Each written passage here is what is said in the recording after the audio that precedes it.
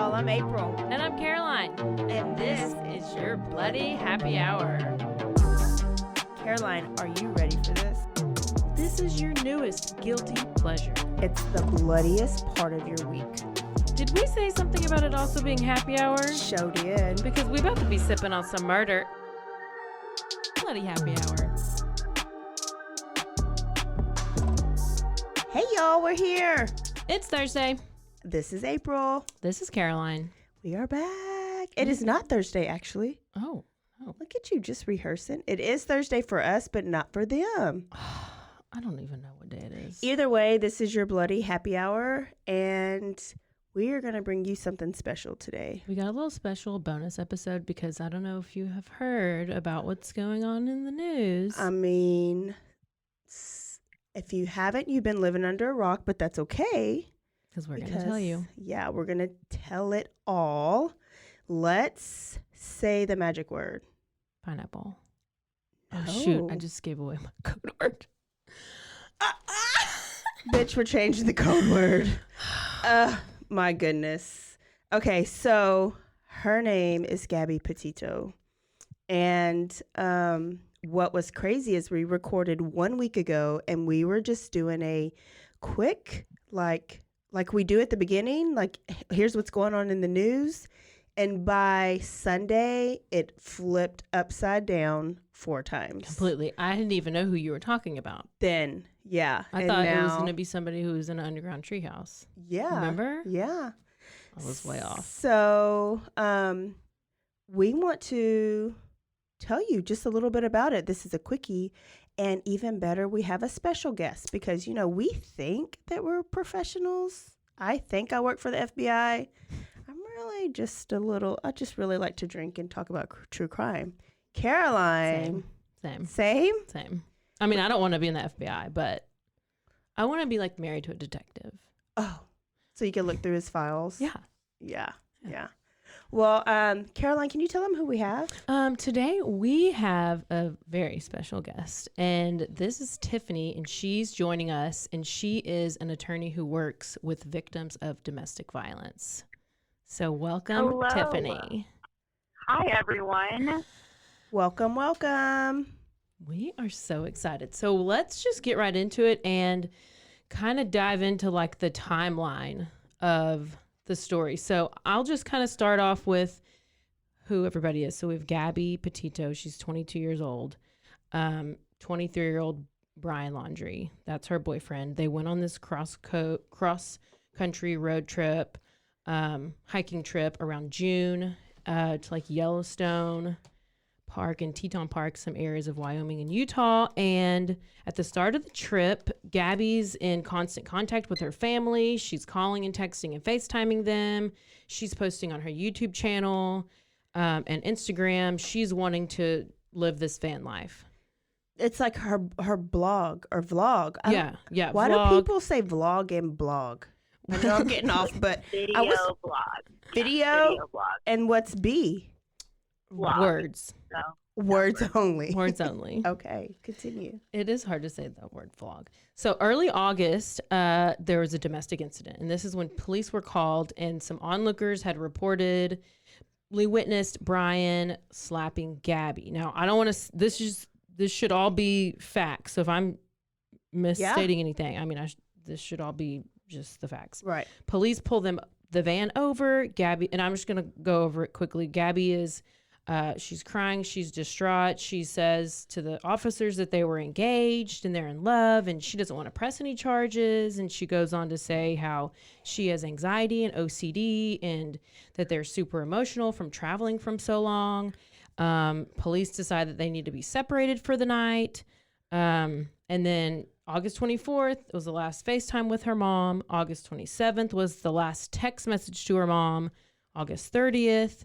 There's a text from her phone, but the family doesn't think it's from her because of what it says. And it says no service in Yosemite, which they think is possibly from Brian. They don't know. Mm-hmm. And I don't think they were ever in Yosemite, especially by that time as far as when he arrived, because he arrived back at his home in Northport September 1st, this is where he and Gabby lived together with his parents. Okay. Northport, Florida. Florida. Right? Okay. So he arrives alone without Gabby. And then we go from that's on September 1st to go to September 11th. And that's whenever the when Gabby's parents file the official missing persons. Can you imagine those days in between?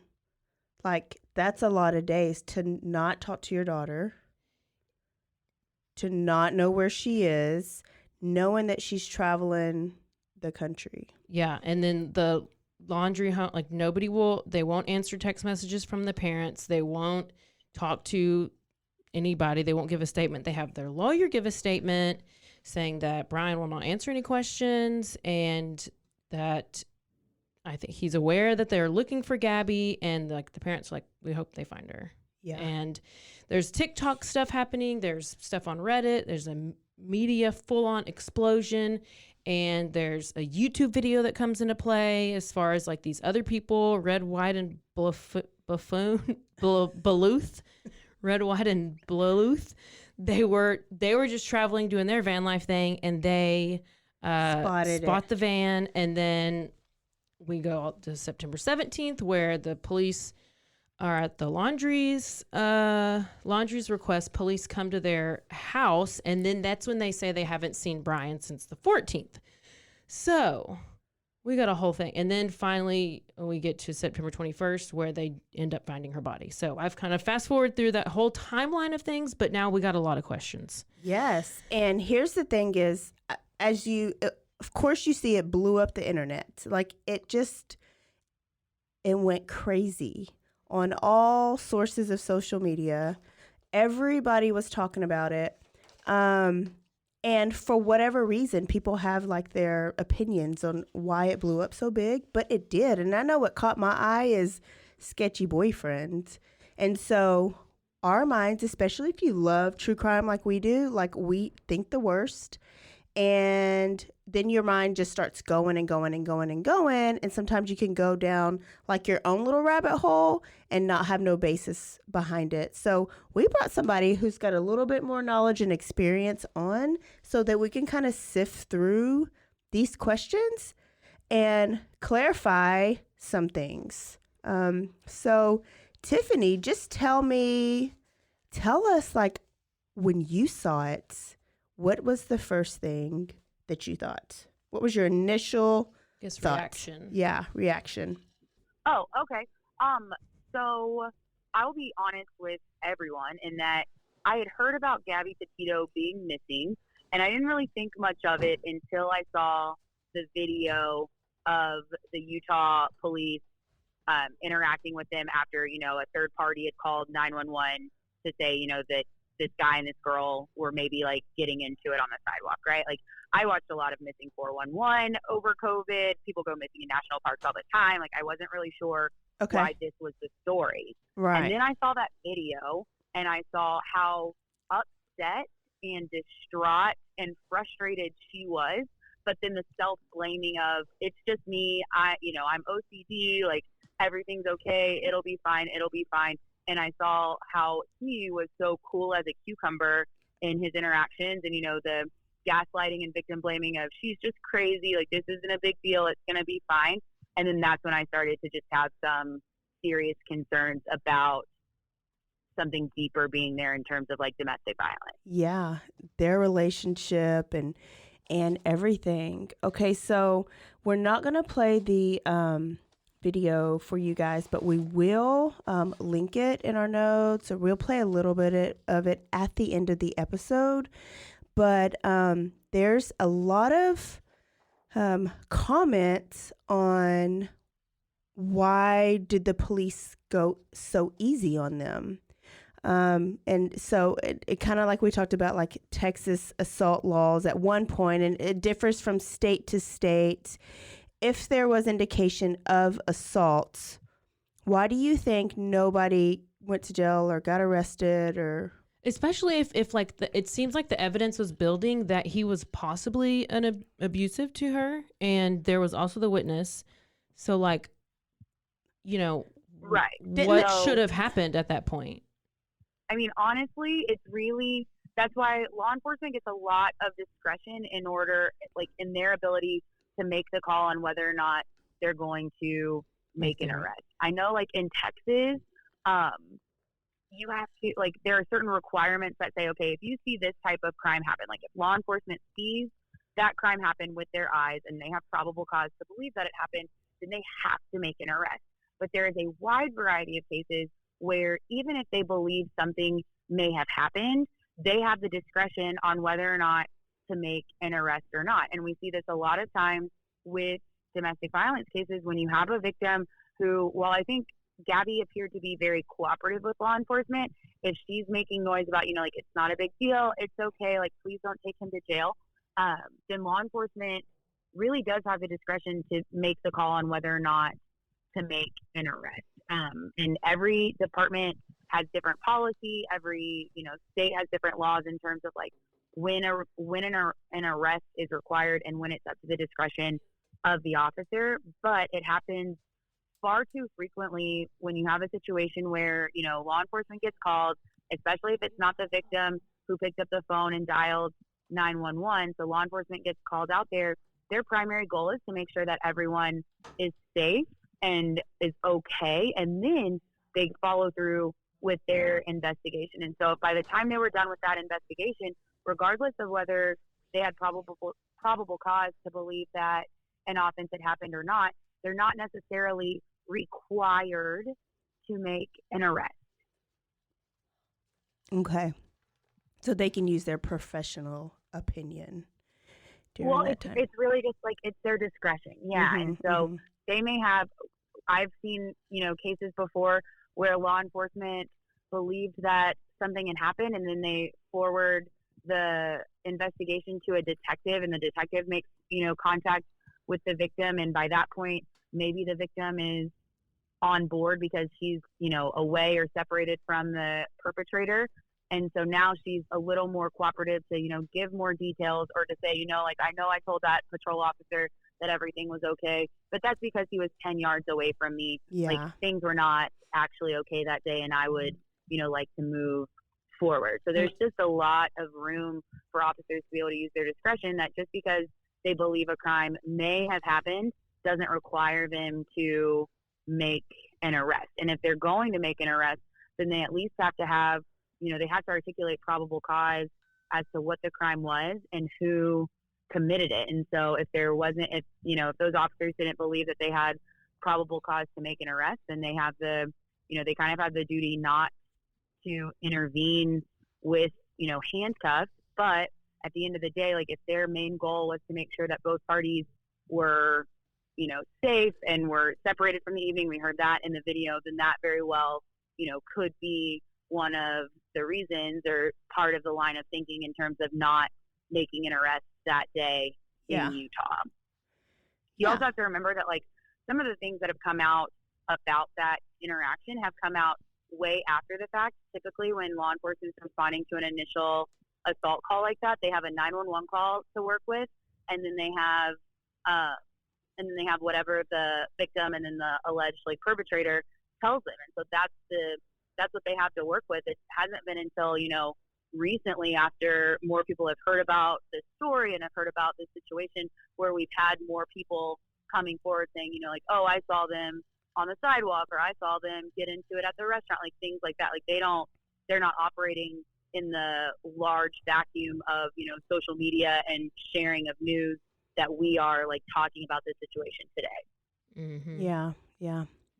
So let's go to where was Brian ever in Florida? Yeah. I mean, like, he has there been anybody that's seen him in Florida besides maybe the neighbors that we know of? I think at this point, I think it's unclear. Even the neighbors, I mean, I think we're probably referring to the Fox News special that many people saw last night.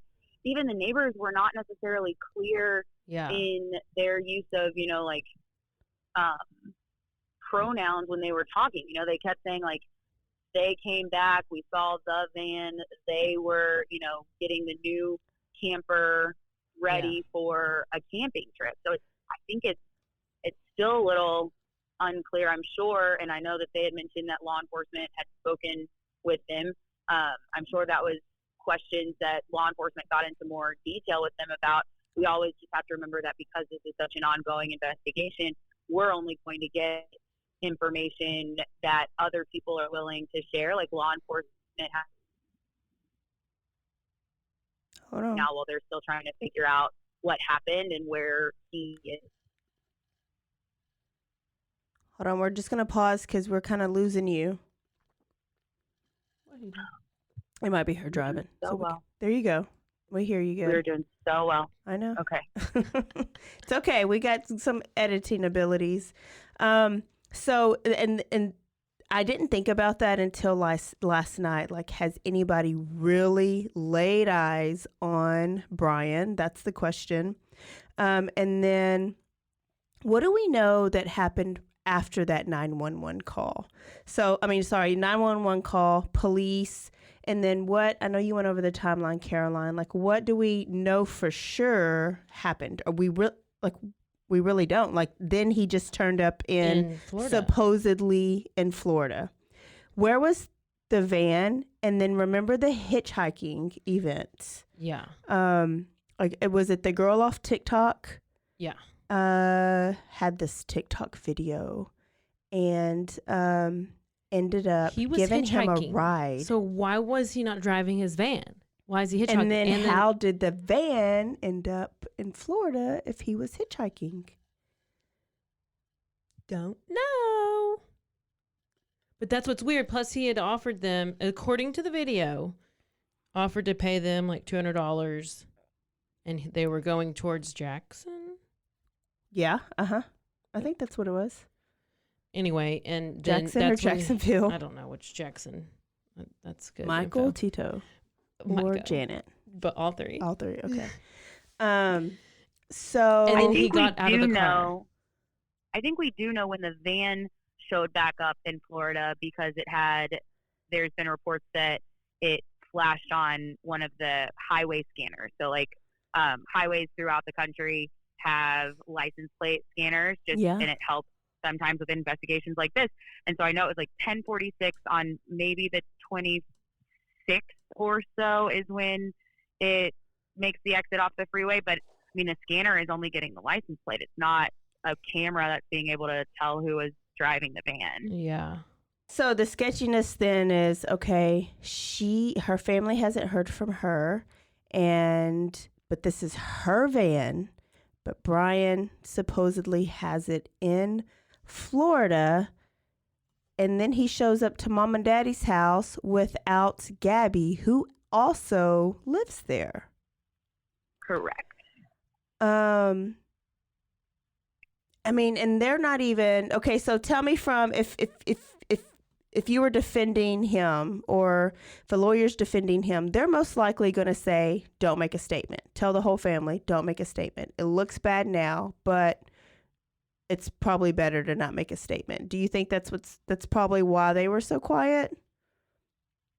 I mean, I think we saw that even from his lawyer's statement to them, is that we're going to remain, I think his words were, we're going to remain in the peripheral of this background and we won't be talking. I mean, I think it's frustrating for all of us as, people who are watching this unfold, people who have some sort of, connection to Gabby and think that this is all horrible, but your constitutionally protected Fifth Amendment right is there for a reason, and it's powerful and it's big. And as frustrating as it is for the public, if anything that someone could say may incriminate them, then any good attorney and any person who, probably understands what that right means and what's so important isn't going to say anything.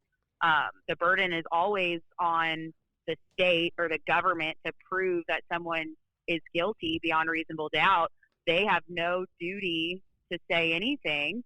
And any time that someone pleads the Fifth or refuses to talk or doesn't make a statement, that can't be considered in court. Law enforcement can certainly consider law enforcement can consider that, in their decision making and the way that they conduct their investigation and that kind of thing.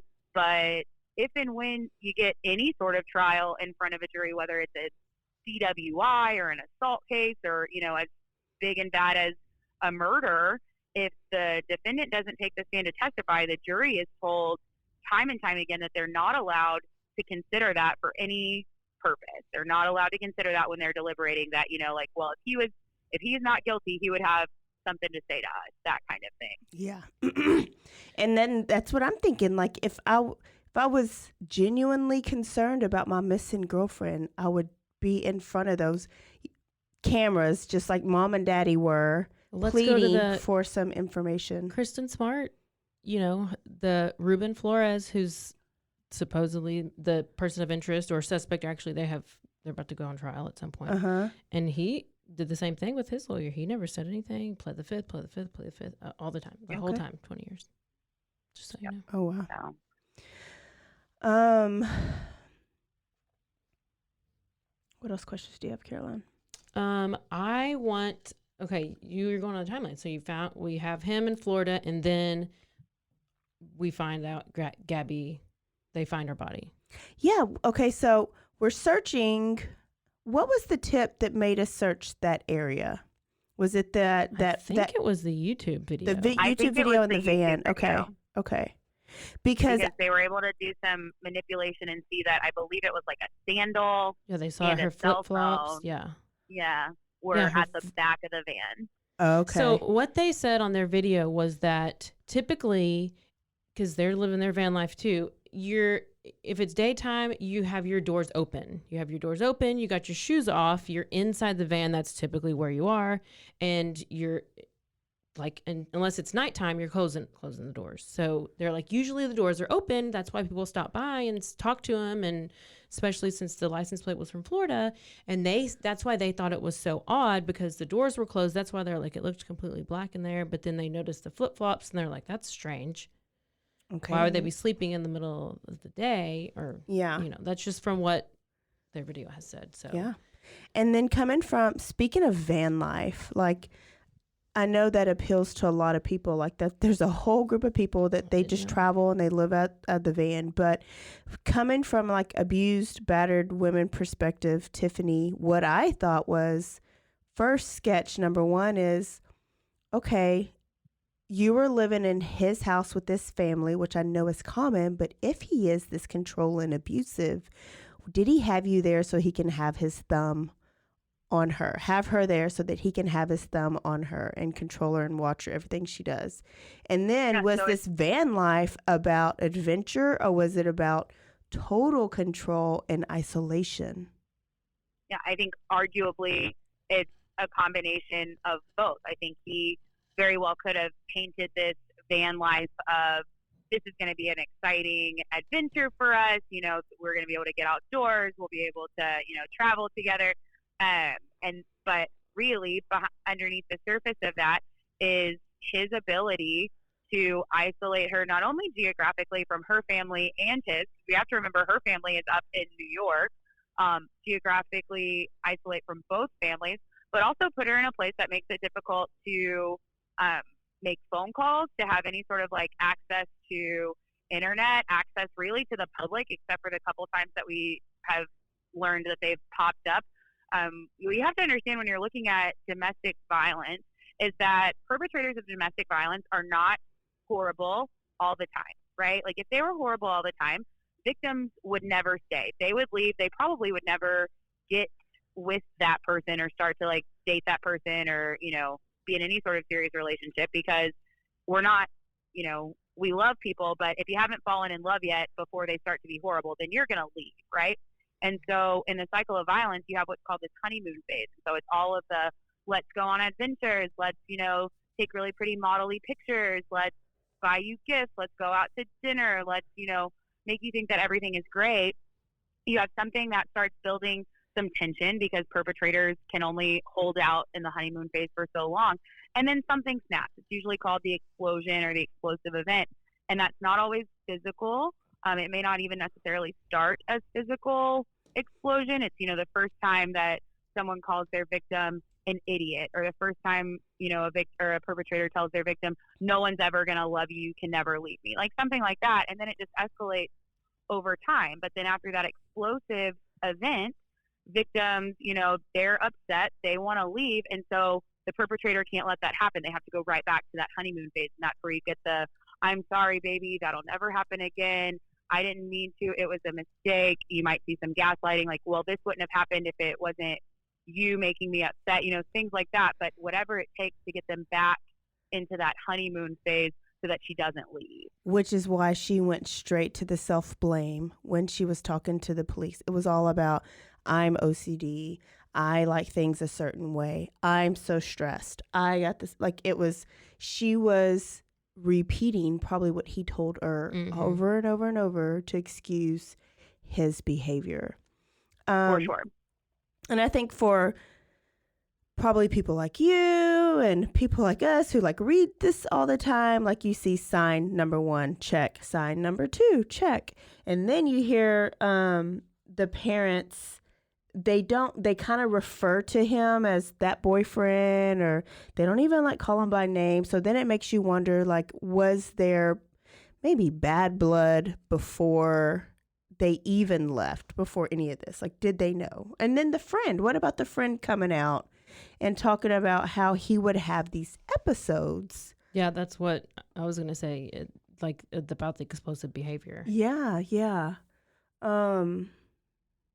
Well, and does anyone know, I'm not clear on this at all, so I'd ask you guys the question. Does anyone know why she began living with him to begin with? Like, how that started? Because what I saw as, like, I was scrolling through social media and then trying to get as much information, their relationship hasn't been that incredibly long, but I know that they were already engaged.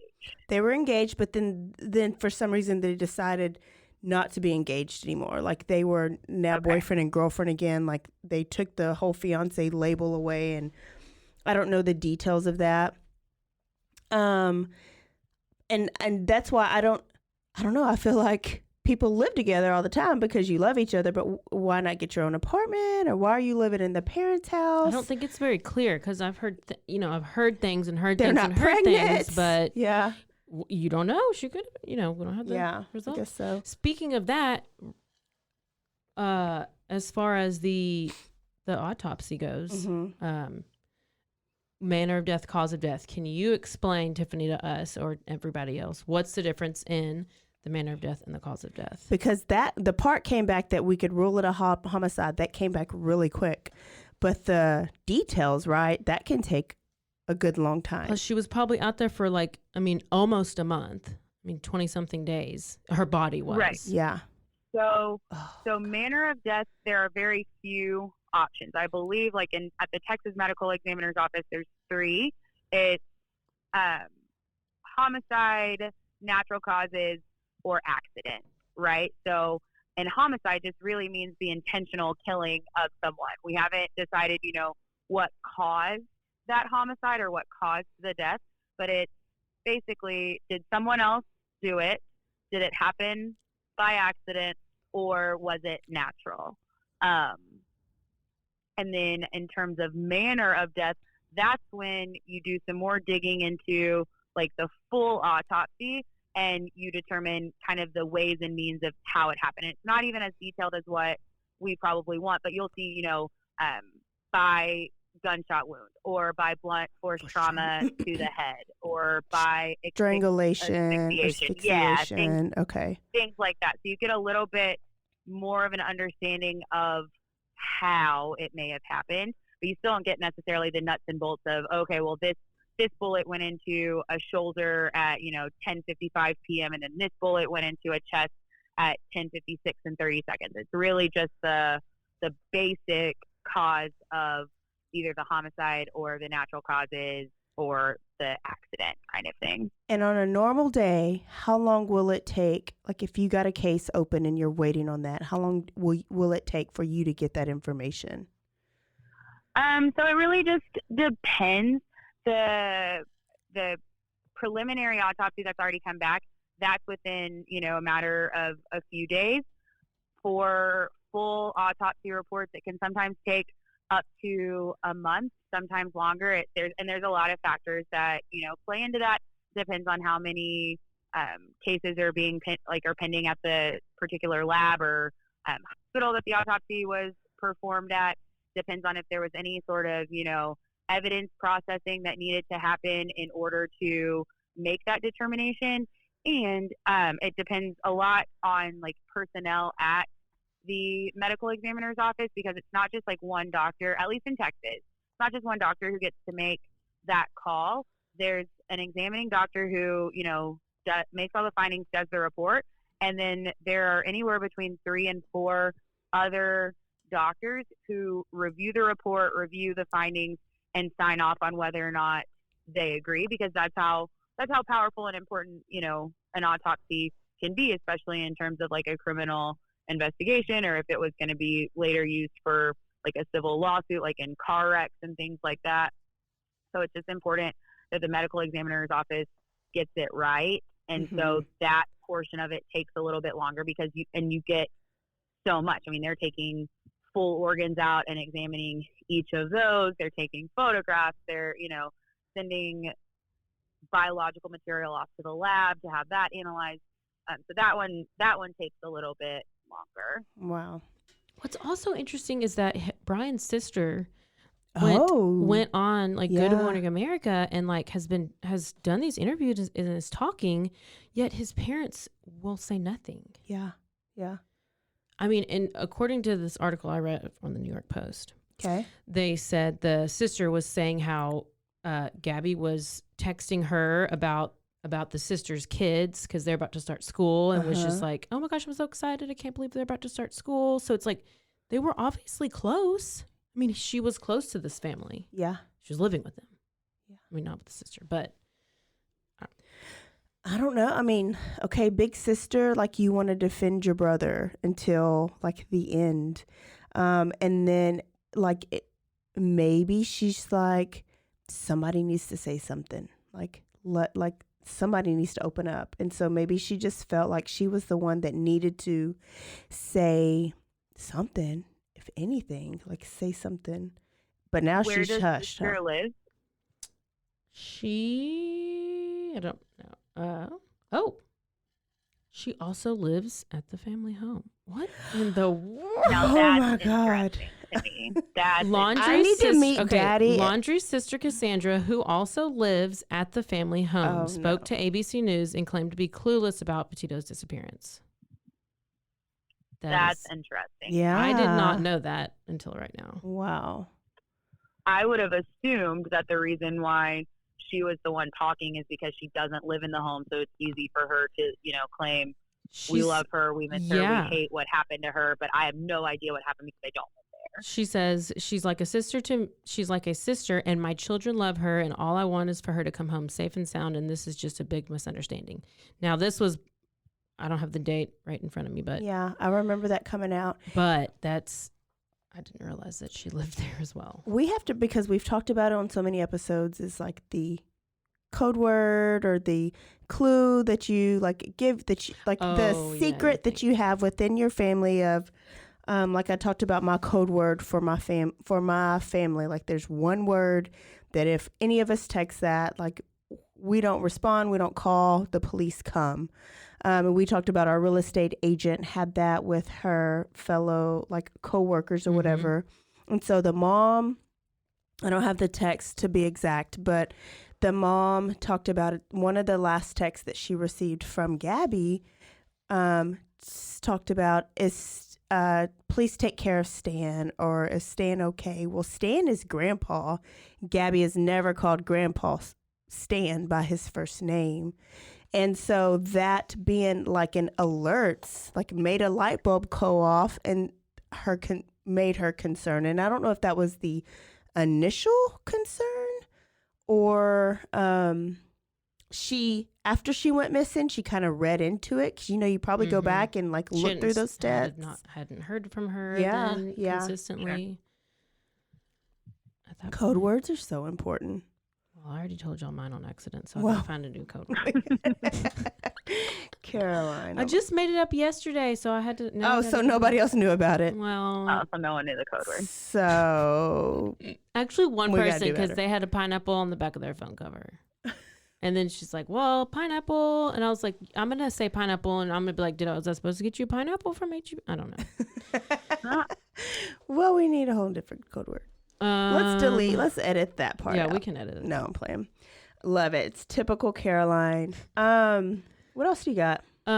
Did we go over why he's a person of interest, considered a person of interest, not a suspect? Or, is that like I don't know. Yeah, well, I have to say this because it is on most. So there's this whole group of people that is 100% like obsessed with the story. It's a whole group of people that don't want to give it any, attention. Thank you. Because of so many other cases out there that involve not blonde hair, blue eye girls. So you think about I can never say this word, indigenous. Yeah. I'm so impressed with my vocabulary right now. Oh my, she has not messed up.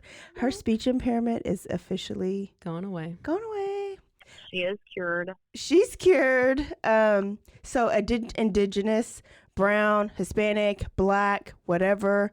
So there's a whole group of people that is, and it sucks, but race, it just goes into everything even more now. Mm-hmm. And being brown myself and having a big black son, we talked about this last night, is I wondered, my kid who is big and black and dreads and a football player and tatted up, so he really looks like a football player, but if you don't know he's a football player, he could look like a thug. Mm-hmm. If he was dating Gabby, would he have ended up behind bars? And if he planned on killing Gabby, within the next days, would that have prevented him from doing that? And so you got a lot of people pointing fingers at that day and throwing out the privilege.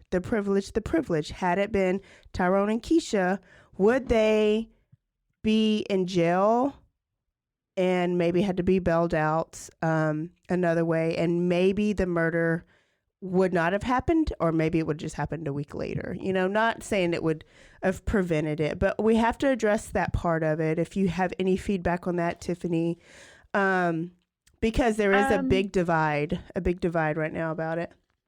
Yeah, so I'll start with just like person of interest versus suspect, and the reason I would imagine or argue that he is still just a person of interest is because a suspect is a very legally charged word. So we typically don't use the word suspect until an officer has probable cause or a reason to make an arrest. And in order to make an arrest, that standard is probable cause. And so if that officer or if the officers who are working this case don't have enough probable cause to arrest someone for an offense like murder, now that her, manner or cause of death has been ruled a homicide, then that's why he's still a person of interest, is because they just don't have enough. And I know that's frustrating that, as we all sit here and people have put things together in YouTube and we all, have strong beliefs and opinions about what really happened out there. The fact that, the last phone call from, Gabby was the 27th. There's some time that lapses until Brian shows up in Florida. Anything could have happened. Anything could have happened. Anything could have happened. And we all, I think, have strong opinions and beliefs about what we think happened. Right. But law enforcement has to be very careful to, one, not make an arrest without probable cause, because then that arrest gets thrown out anyway, and then you aren't able to move forward with the case. Is that enough to even question them? Would that be enough to even hey, can we bring you in for questioning? We know you were with Gabby and now you're not. Is that enough to get them into a room and question him? So if you're going to detain someone, you just have to have reasonable suspicion to detain someone while you're, working on an investigation. So if the officers can, articulate some objective facts, I think the more that comes out, the more that they will be able to do that to detain someone for questioning. Obviously, the goal right now is they got to find him, that kind of thing. But as far as making an arrest, well, once they make an arrest for a suspect, if they read him Miranda and he decides not to say anything, he pleads the fifth. Well, then they've made an arrest, but they still don't have any information from him. So I think they're probably just being very careful to maintain his status as a person of interest right now because they don't have probable cause to make an arrest, maybe in some hopes that, like, if they do find him, that he'd be willing to talk to them just, after being, read Miranda and being made understood of, his rights and that kind of thing, to then give them some information.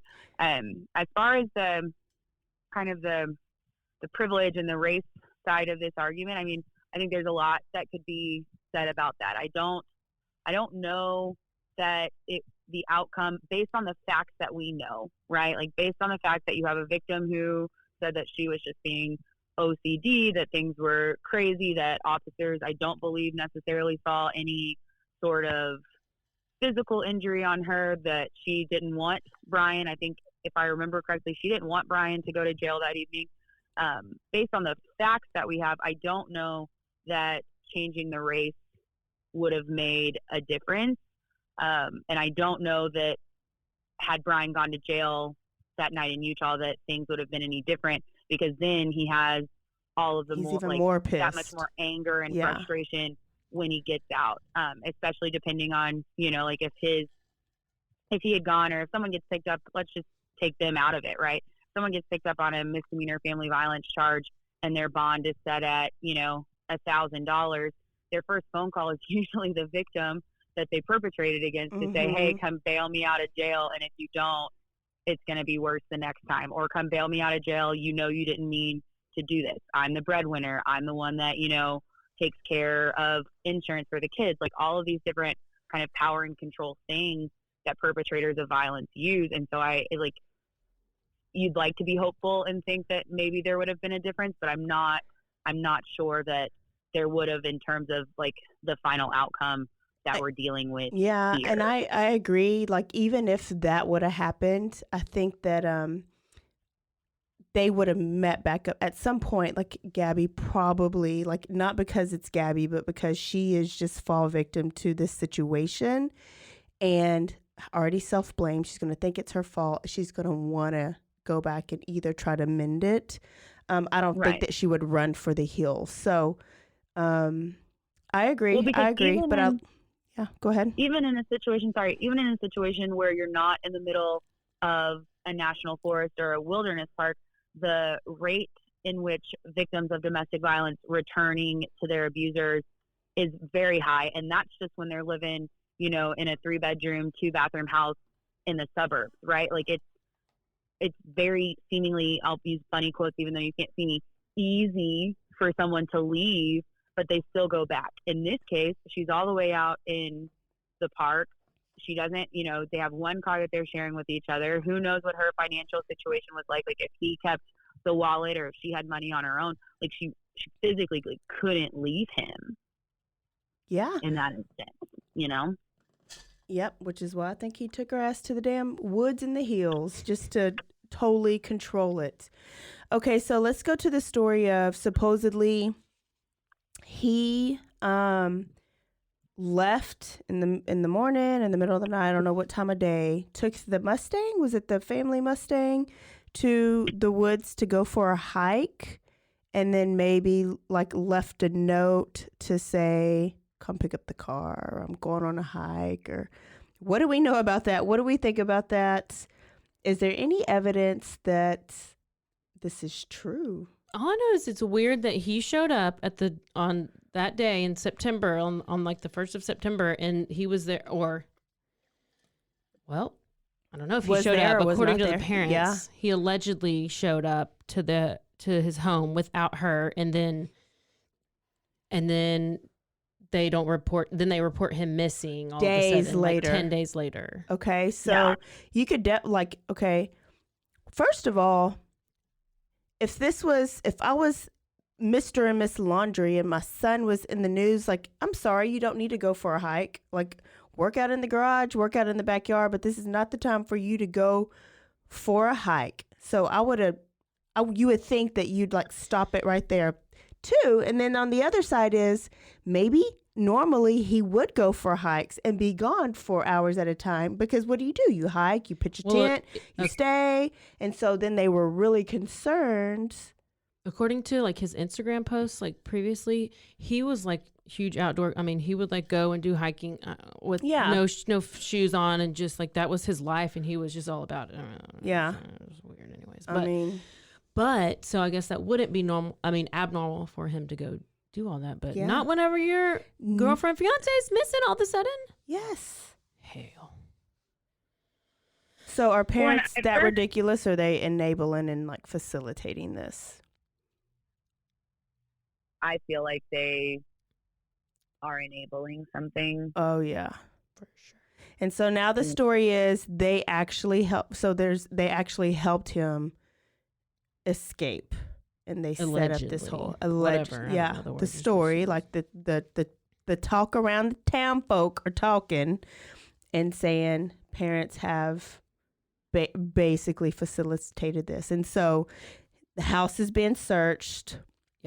Because we were talking boxes. about if he had a phone, like, does he have a phone? But that could take a while to get all that information back, like she said. But how do you not follow? Like, your son is in these woods. How do you not like?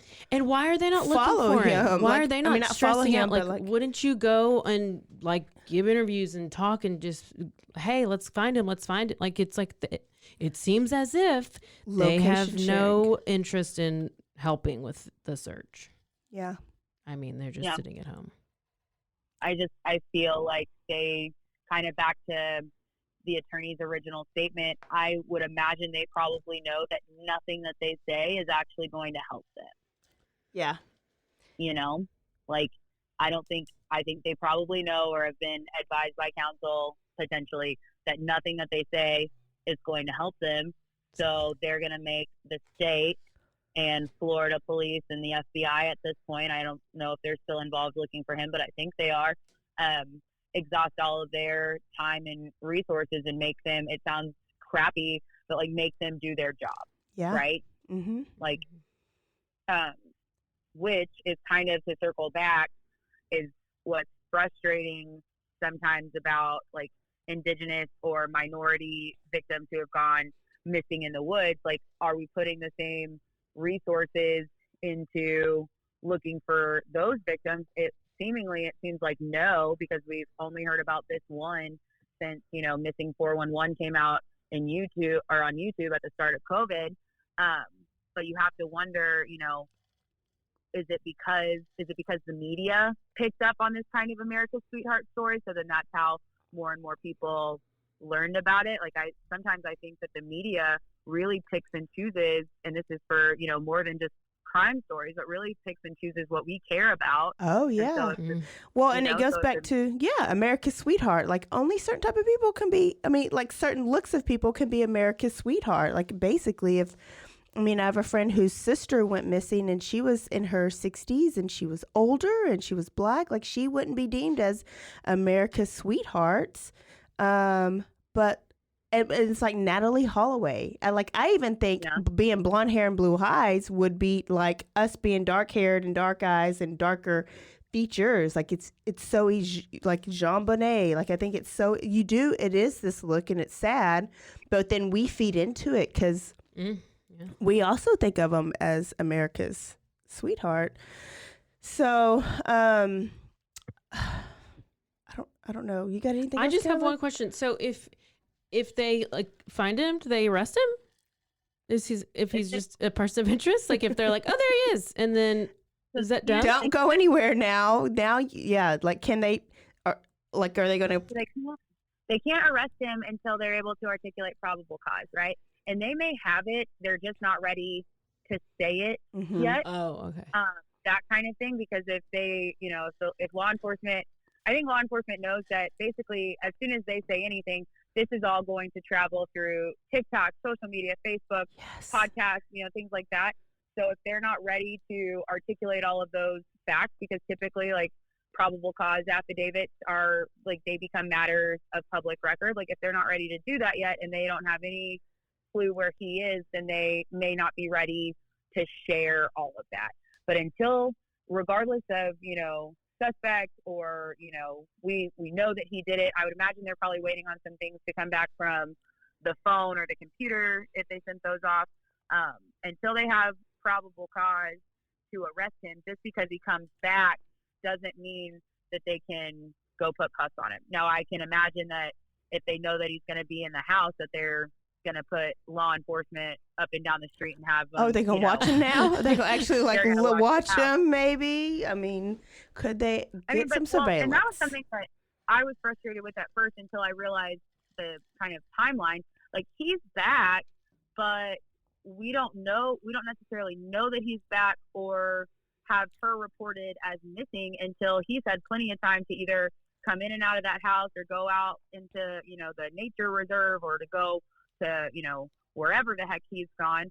And so, like, they've got to have reason to do that. I think they have plenty of it now, obviously, but until the pieces started getting put together, that this wasn't just both of them are missing or we can't find either of them. It's, you know, we finally realized, like, no, this is her and something's wrong, you know? Yeah.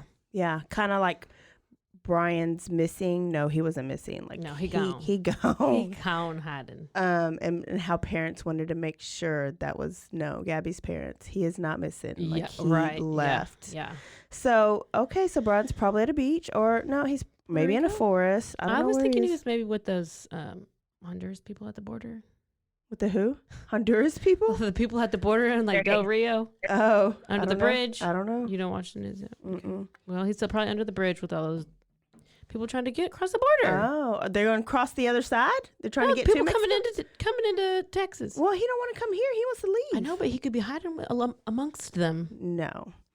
So, okay, so this is so right now, this is where we are. Where the hell is Brian Laundrie? Do you remember where the hell is Carmen Sandiego? That's where in the world was Carmen Sandiego? Oh, yeah. Where in the world? Where in the hell is Brian Laundrie? I thought you were too young for that. I'm glad you know. Where's Brian Laundrie? And then I need y'all armchair investigators to get on it. Get on it. Let's find him and let's bring him home. Who thinks he might have committed suicide? Do we think he's too much I think he's too much of a narcissist. Said he wants him to. But do we think he's too much of a narcissist to I don't know do that it? Well. No, I don't know. I'm still kind of how do you even survive out there in this swampy land that he's in, or they're searching these reserves? I don't think he's in the swamp, but I don't know. I tend to agree, like, he's gotten away with it for this long, you know, like, unless he has some sort of, if in fact he did something, let's remember that. Robert Fisher. But he hasn't had to answer to anyone or anything this long. I would imagine that he's just kind of riding that until he can't. He's anymore. with Robert. He's Fisher. with Robert. They look the same. He's with They're Robert white Fisher. bald guys. We still haven't found. And he's not been Robert found either. Fisher.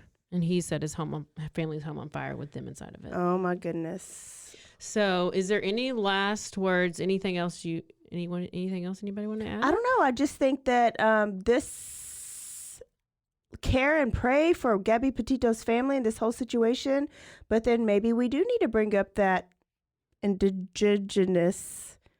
Oh my gosh, I gotta say all people missing now. And I think our next theme for our next month needs to be missing. It needs to be missing anybody missing and exploited. I don't know if I can handle that. Missing and exploited, because these cases, it's easy to go to the cases that are solved. I know, what about that's the why ones I do. that aren't solved? So look forward to that, Tiffany. We appreciate you coming on so much and enlightening us, because we can be real ignorant sometimes, and I think we did really good. I mean, I try to stay quiet. This was a blast. I think it was really helpful. I would just say that for people who are listening, if you have someone in your world that you like suspect may be in some sort of abusive relationship, or even if it doesn't seem like it's gotten to the point where it's physical or not, like, just check on those people more often than you think that you should. And give them tell them they need to give you a code word. Have a plan in place. check on them, have a plan. It's the decision to leave for women who are in abusive relationships is one of the hardest decisions that they will ever make, which is why so many of them don't. And then we see cases like, Scott and Lacey Peterson, things like that. That might be a good one for y'all to do. Yeah. So just check on those people more often than what you think that you should. But I had a blast, and thank you guys so much for having me. I really appreciate it. Thank you. Next time you need to come into the actual studio with us so you can actually come to happy hour. Mary Hannah has already said she wants to be involved in this somehow. And so I said that she could probably just be our bartender. There we go. All right, Tiffany. Thank you so much. Thank you. Trade me your QB. You're welcome. Bye. Y'all have a good night. Bye. You too. Bye. Y'all, thank y'all so much. Thank y'all so much for tuning in. This was supposed to be a quickie. It's actually not, but it was quick. I hope you got it was something good. out of it. Yeah. I really liked this one. Yeah. Thank you for tuning in. This is just for you guys. We will see y'all Thursday still. We will. So don't forget to stay aware, stay alive, and always be DTF. Down to find. Bye, y'all. Brian. Find him. Find Brian.